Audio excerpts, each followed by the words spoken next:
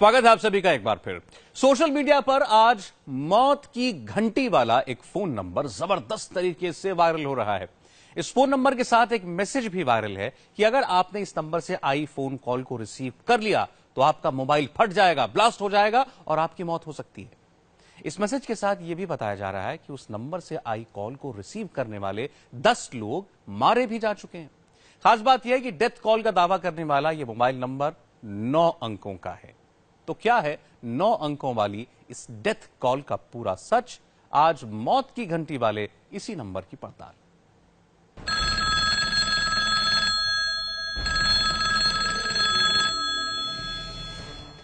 आप अपने मोबाइल पर एक खास नंबर से आई कॉल को रिसीव करेंगे और आपका मोबाइल फोन एक धमाके के साथ ब्लास्ट हो जाएगा।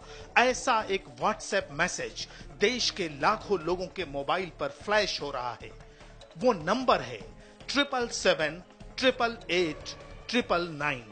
जी हां, 9 डिजिट का ये मोबाइल नंबर है। इस नंबर को मौत का नंबर बताया जा रहा है। इस नंबर के साथ एक मैसेज भी फ्लैश हो रहा है कि 777-888-999 इस नंबर में वायरस है। इस नंबर से आई कॉल को रिसीव करने से देश भर में 10 लोगों की मौत हो चुकी है।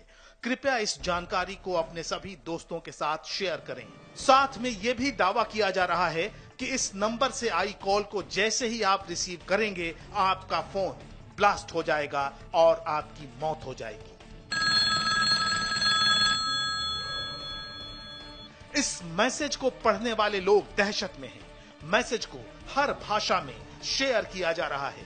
कन्नड़ में, गुजराती में, बांग्ला में। आमतौर पर ऐसा देखने को नहीं मिलता कि किसी भी मैसेज को इतनी भाषाओं में एक साथ एक ही दिन शेयर किया जाए। लेकिन डेथ कॉल का यह मैसेज आज देश के लाखों मोबाइल कंज्यूमर्स के पास पहुंच चुका है।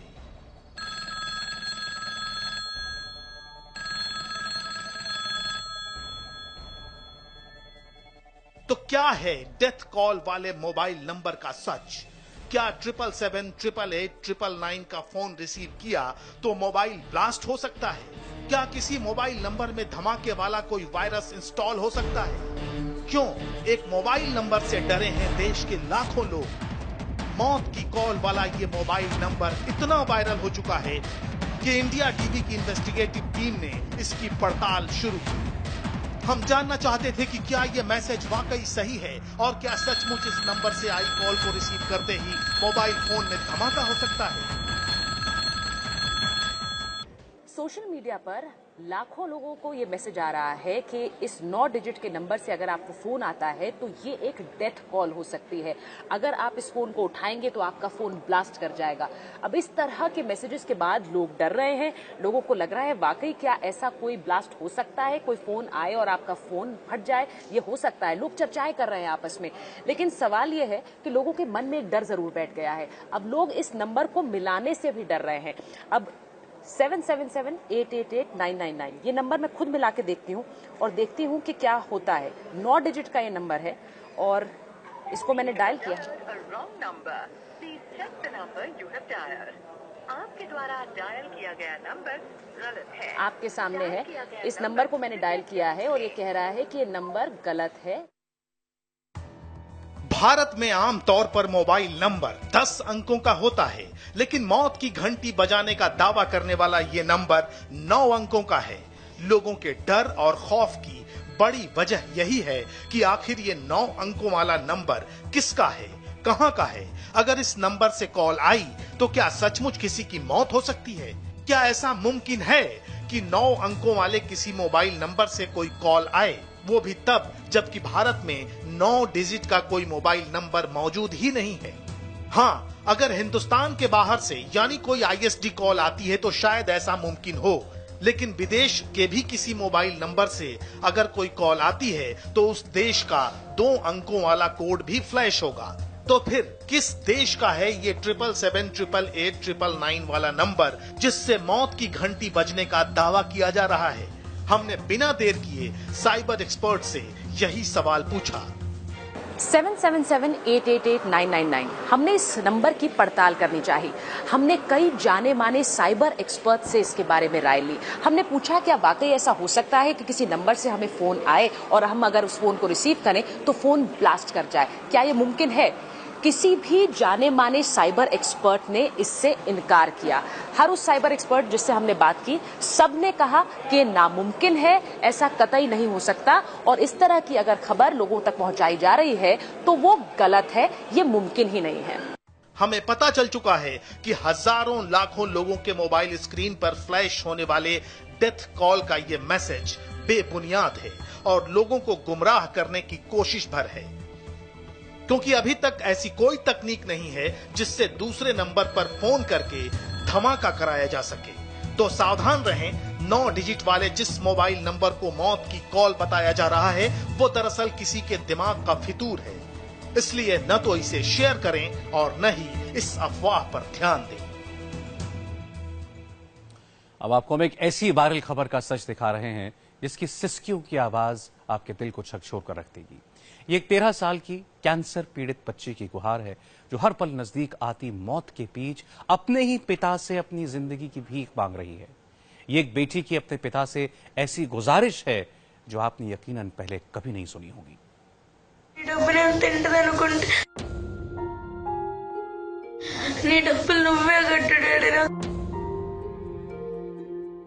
వాళ్ళు ముగ్గురు నేను మీ ఆస్తికి అడ్డొస్తానని చెప్పి నువ్వు నమ్మకపోతే వీడియో కాల్ చేయరాడు, నేనే మాట్లాడతా।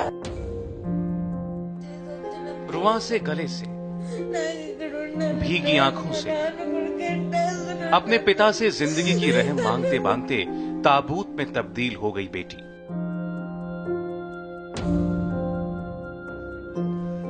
कितनी बदनसीब थी ये बेटी, कितना पत्थर दिल है इसका पिता, ये कहानी आपको बाद में बताएंगे। पहले उस बच्ची की आखिरी सिसकियों को सुनिए जिसकी आवाज, जिसके हर एक शब्द जिंदगी की भीख मांग रहे हैं और वो भी अपने पापा से।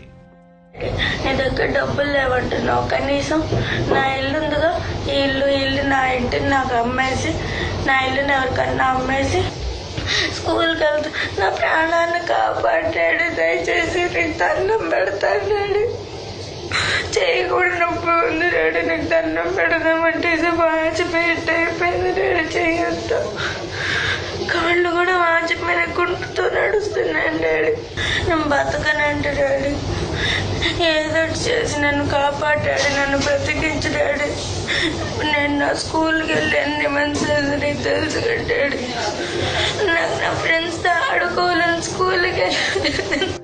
सुना आपने इस बच्ची का दर्द, हिल गए होंगे आप भी जीने के लिए इस मासूम की छटपटाहट देखकर, कांप गए होंगे इसकी एक एक कराह पर, नम हो जाएंगी आंखें जब आप जानेंगे कि ये बच्ची ब्लड कैंसर से पीड़ित थी और इस वीडियो के बाद उसकी जिंदगी में चंद सांसें ही बची थी।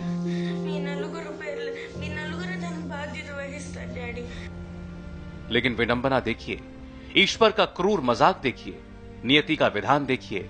जिस पिता से ये मासूम फरियाद कर रही थी, जिस पिता से ये ब्लड कैंसर पीड़ित बच्ची अपना दर्द बयां कर रही थी, उस पिता के कानों में यह आवाज कोई जज्बात पैदा नहीं कर पाई। वीडियो में दिखता सूजा हुआ हाथ, हाथ पर दिखते इलाज के जख्म, ये सब देखकर भी पिता का दिल नहीं पसीजा। उस पिता ने अपनी ही बच्ची को करीब आती मौत के पास जाने के लिए यूं ही छोड़ दिया। ये बेटी अब ताबूत में सिमट चुकी है,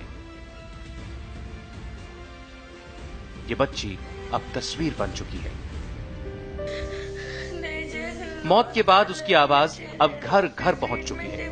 पिता से जिंदगी मांगती उस बेटी की आखिरी आवाज अब वायरल हो चुकी है। మీ నలుగురు దానికి బాధ్యత వహిస్తారు డాడీ, ఒక్క రోజున నేను బతకనంటే డాడీ, ఏదో చేసి నన్ను కాపాడాడు, నన్ను బ్రతికించు డాడీ, నేను నా స్కూల్కి వెళ్ళి ఎన్ని మంత్స్ నీకు తెలుసు డాడీ, నాకు నా ఫ్రెండ్స్తో ఆడుకోవాలని స్కూల్కి వెళ్ళి। पिता से जिंदगी बख्शने की गुहार लगाती साईं श्री नाम की इस मासूम की दर्दनाक फरियाद सोशल मीडिया पर आग की तरह फैल गई। हजारों लाखों लोगों ने इस बच्ची का दिल को झकझोर कर रख देने वाला वीडियो शेयर करना शुरू किया। अचानक साईं श्री की पीड़ा देश की पीड़ा बन गई। कौन है साईं श्री? इस मासूम की कहानी में जिंदगी, दर्द और मौत का ताना बाना क्या है, आइए आपको बताते हैं। साईं श्री आंध्र प्रदेश के विजयवाड़ा की रहने वाली है। उम्र महज 13 साल थी।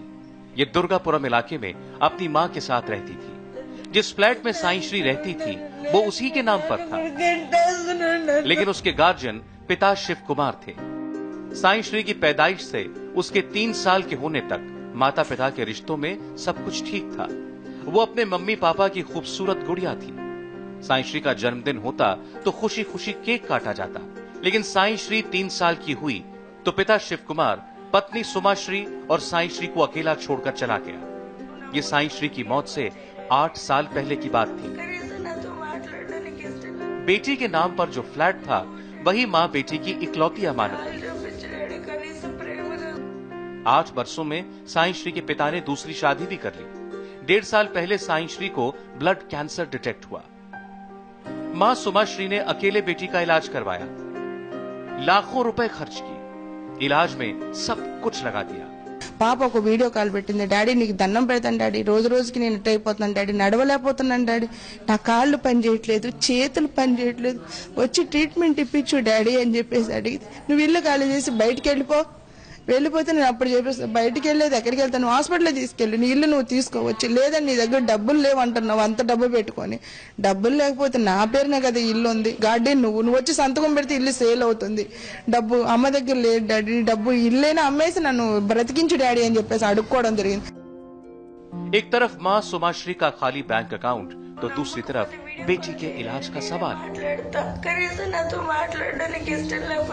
इसी कश्मकश में मां ने बेटी की उसके पिता से वीडियो कॉल पर बात करवाने की कोशिश की, लेकिन पिता शिव कुमार ने बात करने से इनकार कर दिया। इसके बाद पिता से गुहार लगाने वाला एक वीडियो बनाकर व्हाट्सएप पर पोस्ट किया। बेटी की हालत देखकर भी इस पिता का दिल नहीं पसीजा। उसने कोई रिस्पॉन्स नहीं दिया। उसे शक था कि बेटी की हालत दिखाकर बीवी उसका फ्लैट हड़पना चाहती है। इसी वजह से साईं श्री की मौत से चंद रोज पहले उसने घर पर गुंडे भी भेजे।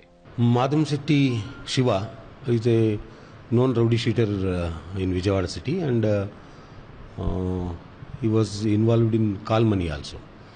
So there were cases against him, and we have sent him to jail. पिता फ्लैट तो नहीं हड़प पाया, लेकिन बेटी साईं श्री दुनिया से रुखसत हो गई। अपनी बेटी के इसी अंजाम पर हालात से हार चुकी मां ने ही उसका दर्दनाक वीडियो जारी किया, जो सबकी आंखों में पानी भर रहा है।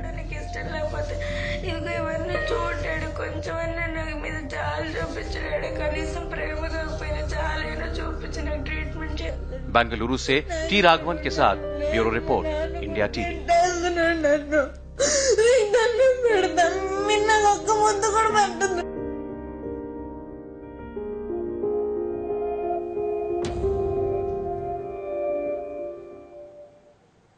यकीन नहीं होता कि कोई पिता भी इतना पत्थर दिल हो सकता है। दिल्ली की बात करते हैं, जहां 15 मई की सुबह एक दर्दनाक सड़क हादसा हुआ। 25 फीट ऊंचे पुल से एक कार नीचे गिर गई। दुर्घटना के वक्त कार में 7 लोग थे, इनमें से 4 की मौत हो गई। हादसा बेहद दर्दनाक था, कार के तो चीथड़े उड़ गए। सवाल है कि हादसे के बाद बचाव का काम करने वालों के बीच क्या कुछ लुटेरे भी शामिल थे, जिन्होंने हादसे के शिकार लोगों की मदद करने की बजाय उनका कीमती सामान लूटा। यह खबर वायरल है और इंडिया टीवी ने इसकी जांच की, जो हमें सामने दिखा, आप भी देखिए। पश्चिमी दिल्ली के पंजाबी बाग का वो फ्लाईओवर जिसकी रेलिंग को तोड़ते हुए एक होंडा सिटी कार 25 फुट नीचे रेलवे लाइन के करीब आ गिरी। हादसा 15 तारीख को सुबह करीब 9 बजे हुआ। मौके की तस्वीर और कार के उड़े परखच्चे बता रहे थे कि हादसा कितना गंभीर था। इस एक्सीडेंट के वक्त कार में 7 लोग सवार थे, जो बीबीए के स्टूडेंट थे और रोहिणी के किसी एग्जाम सेंटर में बीबीए की परीक्षा देने जा रहे थे। बुरी तरह पिचकी कार से 7 छात्रों को स्थानीय लोगों की मदद से बाहर निकाला गया। 4 लोगों ने इस हादसे में अपनी जान गंवा दी। गंभीर रूप से घायल 3 छात्रों का इलाज जारी है, लेकिन इस हादसे का सवाल दूसरा है। दिल्ली के पंजाबी बाग के हादसे के बाद सोशल मीडिया पर वायरल हुआ कि नौजवानों को बचाने के दौरान कुछ लोगों ने महंगे सामानों को लूट लिया। सवाल उठता है कि क्या वाकई दिल्ली में एक्सीडेंट के बाद जख्मी नौजवानों से लूटपाट हुई? क्या जान बचाने आए लोगों की भीड़ में लुटेरे भी थे? क्या घायलों के मोबाइल, सोने की चेन, अंगूठी, पर्स और पैसे लूटे गए? कौन है दिल्ली के दामन पर बदनुमा दाग लगाने वाले वो चेहरे? सोशल मीडिया पर वायरल इस खबर की पड़ताल करने इंडिया टीवी की टीम पहुंची पंजाबी बाग के उस फ्लाईओवर के नीचे जहां एक्सीडेंट का शिकार हुई थी होंडा सिटी कार। जहां हादसे के वक्त मौजूद और नौजवानों को बचाने वालों की भीड़ में शामिल एक चश्मदीद ने जो बताया वो इंसानियत को शर्मसार करने वाला था। मैं बहुत इंसानियत बिल्कुल तार हो गया है। चैन ले गए बेचारे, मोबाइल ले गए, ये ले गए, क्या बताएं हम। मैं तो हाथ पैर कांपता था, इतना कांप रहा था, प्यास से मुंह सूख रहा था, फिर भी लीवर से काटता रहा। चश्मदीद ने हमें जो बताया उससे लगा कि हादसे के बाद लूट की खबर में कुछ न कुछ सच्चाई जरूर है, लेकिन इसकी सही जानकारी हमें परिजनों से मिलती। लिहाजा हम पहुंचे हादसे में जान गंवा चुकी रितु के घर। पूरा परिवार सदमे में था। हंसती खेलती बेटी अचानक इस दुनिया से रुखसत हो गई। घर वालों को बार बार वो आखिरी मुलाकात याद आती है। सोचते रहते हैं कि काश उस रोज हाथ पकड़कर बेटी को रोक लिया होता। बातचीत में रितु के पापा ने हमें जो कुछ बताया वो हैरान करने वाला था। उसमें घड़ी पहन रखी थी, घड़ी उसके हाथ से गायब थी, लड़की के हाथ से। फोन उसका नहीं मिला हमें। घर से पैसे लेके गई थी, पर्स लेके गई थी, वो पर्स उसमें नहीं मिला। छोटा वाला पर्स था उसके पास, एक बड़ा पर्स था जो खून से लथपथ था पूरा की पूरा। जब वो पर्स को खोला तो उसमें कोई सामान नहीं था, कुछ नहीं था उसमें, सब गायब था।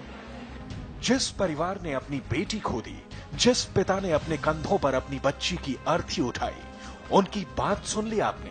हम सच्चाई के करीब थे। चश्मदीद और परिवार से मिलने के बाद हमने पुलिस से भी कार हादसे के बाद लूटपाट का सच जानना चाहा। पुलिस ने इस खबर से ये कहकर इनकार कर दिया कि ऐसी कोई शिकायत ना तो पीड़ित परिवारों की तरफ से आई और ना मौके पर मौजूद लोगों की तरफ से। जिंदगी और मौत के बीच झूल रहे उन 7 स्टूडेंट्स की मदद करने के बजाय मौके पर मौजूद लोगों ने उनका सामान लूट लिया। यह घटना इंसानियत को शर्मसार कर देने वाली थी। लिहाजा हमने जिले के डीसीपी से बात की, जिनका सीधे तौर पर कहना था कि इस बारे में उनके पास अब तक कोई भी शिकायत नहीं आई है, जबकि पीड़ित परिवार इस बात का दावा कर रहे हैं कि घटनास्थल से उनके बच्चों का सामान गायब था। दिल्ली पुलिस भले ही इस खबर पर चुप हो, लेकिन हादसे के बाद बचाव के नाम पर लूटपाट की वायरल खबर सच के करीब है। हाँ, अगर ऐसी वारदात हुई तो इसकी शिकायत पुलिस के पास जरूर पहुंचनी चाहिए, ताकि इंसानियत को शर्मसार करने वालों को पकड़ा जा सके, उन्हें सबक सिखाया जा सके। Jitendra Sharma, Delhi, India TV. और अब खबर शिव सैनिकों की गुंडागर्दी की। शिव सैनिकों ने अपना गुस्सा उतारा फेरी वालों, रेडी और पटरी वालों पर। शिव सैनिकों के गुट ने थाने की सड़कों पर रखने वाली रेडी पटरियों को तहस नहस कर दिया। दुकानों में रखा हजारों का सामान बर्बाद कर दिया। दुकानदारों की मेहनत की कमाई को एक पल में मिट्टी में मिला दिया। इस दौरान इन फेरी वालों के साथ मारपीट भी की गई।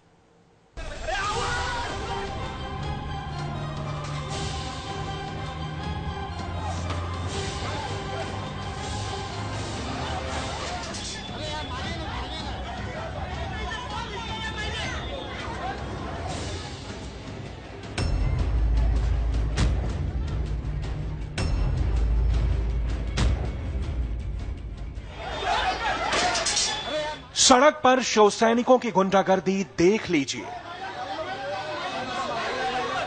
फेरी वालों, रेहड़ी पटरी वालों पर शिव सैनिकों का कहर बरपा है। मेहनत करके पेट भरने वालों के दुश्मन आज सब कुछ तहस नहस करने पर आमादा हैं।